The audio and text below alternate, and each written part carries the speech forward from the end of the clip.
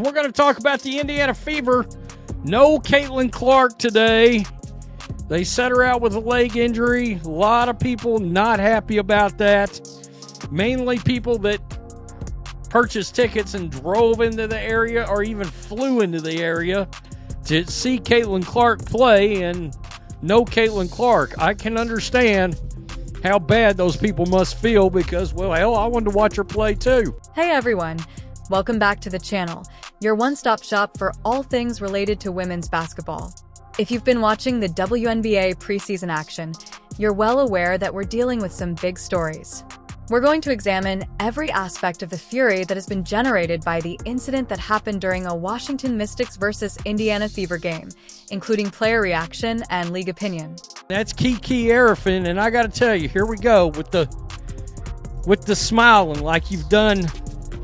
I don't get it. This is the worst part of the WNBA. The Mystics rookie Kiki Rice's hard and contentious fall on veteran guard Sophie Cunningham, which was first deemed a flagrant one, has now escalated into a full-fledged controversy, with many fans and even analysts calling for a suspension or ban. But that's not all. WNBA Commissioner Cathy Engelbert has finally spoken out, and player Lucy Olsen has offered an impassioned perspective on the matter. This proves there is an agenda against the Indiana Fever. There is an attack agenda. How is this altering the perception of physicality in the league? We're dissecting everything. What does this imply for Adrian? Could we see a suspension or maybe a more severe punishment before the season begins? It's just the first time we're witnessing this. They're attacking Sophie Cunningham just like they did Caitlin last year.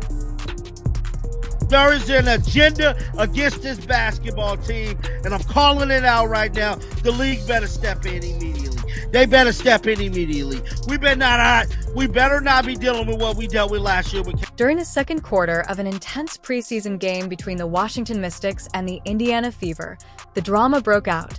Sophie Cunningham had just grabbed a defensive rebound and was turning to start a fast break when rookie Kiki Rice closed in from the side and committed a hard, jarring foul. The play wasn't subtle. Cunningham hit the floor hard and rolled over with obvious discomfort, causing fans watching the live stream to gasp and the arena to buzz with confusion and concern.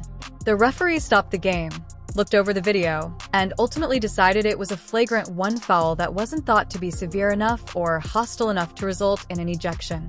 I mean, look, the biggest thing is we got to think long term. Like, we got to make sure that we're not putting Caitlin at risk for injury. We're not putting our team in a position, where we're thinking short term and not long term. It's a long season, 4 more games than last season. So we want to make sure that we're extra cautious and put her health and wellness first and foremost. And honestly, it's been one day at a time. How she's reacted to treatment, how she's reacted to workouts. So positive progress is being made, but we can't be sure. But rather than calming the storm, that decision fueled the flames, particularly on social media and in basketball circles. This wasn't just another preseason game. Rather, it was the catalyst for a heated discussion about sportsmanship, physicality, and where the WNBA's boundaries are between danger and aggression. But no doubt about it, the Indiana Fever have another star. All right? Just this quick, Sophie Cunningham, and I told you guys I had a feeling that she was going to really make her presence known. Talked about the 6th Woman of the Year. I don't know. I put it out there, and a lot of people came back and was like, she may end up starting, Rhodes. When Cunningham got up off the floor, cameras and sideline microphones captured her screaming at Eerie effin', "You don't do that." Her reaction was instantaneous and visceral. Although there was no physical reprisal, Cunningham wasn't going to let it go since the message was very clear. This wasn't just about a foul. It was personal. You may be right. This game is almost over. It's almost over. Let me see the score. 79-74, 54 seconds left. Fever leading. And I don't know if they're going to end up winning or not, but Sophie Cunningham has been an absolute beast in this game. 34 minutes, 6 of 11 from the field, 54%, 21 points. And she has thrown in, let me just see here, it looks like 8 rebounds, and how many assists does she have? She's got 2 assists. She's been an absolute beast in this game. Despite the incident, Cunningham remained focused and completely dominated, scoring 21 points, grabbing 8 rebounds, and helping lead her team to a gritty 79-74 overtime win. That performance sent a message of its own. She wasn't shaken. She was inspired within minutes of the foul clips going viral on TikTok, Twitter, and Instagram, igniting an explosion of reactions. Cunningham is known for her gritty, fearless approach to the game. She plays with heart and intensity and doesn't take being targeted lightly. WNBA supporters expressed their outrage quickly, and their views were very diverse. "Throw her out, that's not a rookie mistake, that's a dangerous hit," wrote one Twitter user. Someone else stated, "This league is about elite competition, not MMA. Kiki needs to calm down before someone gets hurt."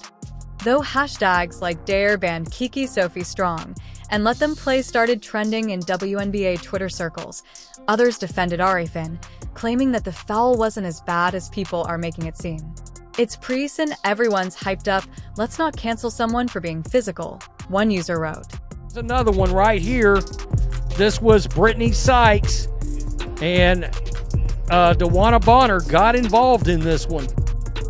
She did. Little standing on business. After the game, the coaches and players of the Indiana Fever made it apparent that they had Cunningham was dubbed the heartbeat of our squad by Sophie's back coach Stephanie White, who also commended her for setting the tone on the floor both mentally and physically. On Instagram, teammates Aaliyah Boston and Alyssa Smith supported Cunningham and disparaged what they described as the Mystics' reckless energy. In a story, one player remarked, "Mess with one of us and you mess with all of us." This was more than simply a show of solidarity. It was a statement that Indiana is developing a battle-hardened identity based on mutual respect and teamwork. If you come for one, you get the entire team. Coming out of Stanford, Kiki Arifin was known as an emotional, physical player who didn't back down from a challenge. The Mystics selected her 4th overall, so she is no stranger to playing with an edge. On draft night, Arifin told reporters that she plays with passion, fire, and everything on the line. However, many are now wondering if that fire burned a little too hot at her debut, as she scored 7 points, but also committed 4 fouls and 4 turnovers. Arifin came into the league with high expectations and an aggressive style that made her a force in the Pac-12. The most alarming instance was the egregious one, which now threatens to eclipse what ought to have been a bright beginning to her professional career. We're aware of the play and are reviewing it through our normal disciplinary process. The safety of our players is our top priority, and we take all flagrant foul reviews seriously. This is part of our commitment to competitive integrity while the league hasn't announced a formal suspension, said WNBA Commissioner Cathy Engelbert, who finally addressed the matter during a Q&A session at a league function earlier this week. According to an interview that aired on Hawk Fanatic Iowa's Star Transfer, Engelbert's remarks demonstrate that the league office isn't ignoring this. Behind the scenes, the disciplinary committee is reportedly going over the video, looking at the previous president, and considering fan and team feedback, which means Ian's status for opening night is still up in the air. Lucy Olsen shared her perspective on the event. Known for advocating for honesty and leadership in the sport, Olsen has emerged as one of the most respected voices in women's collegiate basketball. Olsen stated, "Physicality is part of basketball, we all get that, but there's a difference between a strong contest and something that could risk injury. We have to protect each other because that's the only way the league grows."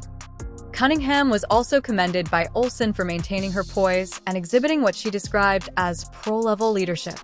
Her remarks support the notion that this is about the culture the league want to foster going forward, not simply about one particular play. There is no simple answer, but this moment will be remembered as a case study in how the league handles growing pains. Incidents like this one are more than just highlight real drama. They challenge the league to define its identity as rookies like Irene Angel Reese and Caitlin Clark step into the spotlight. We're seeing a surge in attention, aggression, and expectations, which is good for the game, but it also means the WNBA must evolve its standards for officiating punishment and messaging.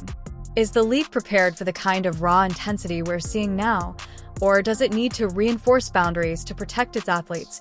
If you find value in this breakdown, please hit the like button, subscribe to the channel, and turn on the bell so you don't miss a moment in women's hoops. We've got more updates coming your way soon, including injury reports, power rankings, and player interviews. How do you feel about Cathy Engelbert's response? Should the WNBA suspend her for her foul, or was it just intense rookie energy? Is the league doing enough to manage this new generation of high-impact, high-emotion talent? Please share your thoughts in the comment section below. Remain truthful, courteous, and supportive of the W.